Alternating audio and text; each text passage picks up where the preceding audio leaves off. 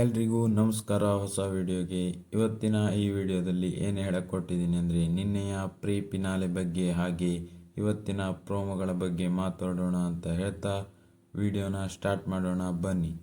ನಿನ್ನೆಯ ಎಪಿಸೋಡ್ನಲ್ಲಿ ಹಿಂದಿನ ವಾರ ಕಿಚ್ಚ ಸುದೀಪ್ ಅವರು ನೀಡಿದ್ದ ಕಿಚ್ಚನ ಚಪ್ಪಾಳೆ ಬಗ್ಗೆ ಒಂದು ಮಾತನ್ನು ಹೇಳಿದರು. ಸುದೀಪ್ ಅವರು ಹೊರಗಡೆ ಕಿಚ್ಚನ ಚಪ್ಪಾಳೆ ಬಗ್ಗೆ ತುಂಬ ತಲೆ ಕೆಡಿಸ್ಕೊಂಡಿದ್ದಾರೆ.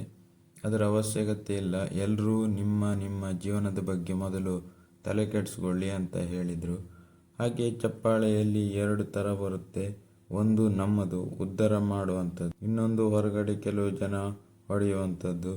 ಆ ಚಪ್ಪಾಳೆಗೆ ಯಾರು ಸಿಲುಕಬೇಡಿ ಅಂತ ಹೇಳ್ತಾ ಕಿಚ್ಚ ಸುದೀಪ್ ಅವರು ಕಿಚ್ಚನ ಚಪ್ಪಾಳೆ ಬಗ್ಗೆ ಉತ್ತಮವಾಗಿ ಹೇಳಿದರು.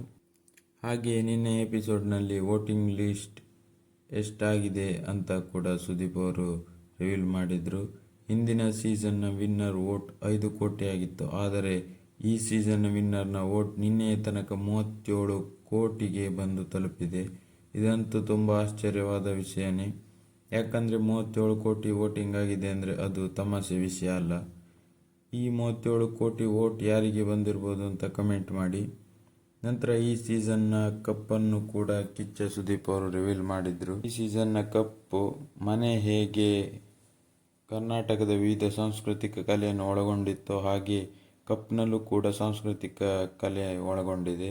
ಹಾಗೆ ಈ ಸೀಸನ್ ವಿನ್ನರ್ ಮತ್ತು ರನ್ನರ್ ಯಾರು ಆಗ್ಬೋದು ಅಂತ ಕಮೆಂಟ್ ಮಾಡಿ. ಹಾಗೆ ವಿಡಿಯೋ ಇಷ್ಟ ಆದರೆ ಲೈಕ್ ಮಾಡಿ, ಸಬ್ಸ್ಕ್ರೈಬ್ ಮಾಡಿ ಅಂತ ಹೇಳ್ತಾ ವಿಡಿಯೋನ ಮುಗಿಸ್ತಾ ಇದ್ದೀನಿ. ಧನ್ಯವಾದಗಳು.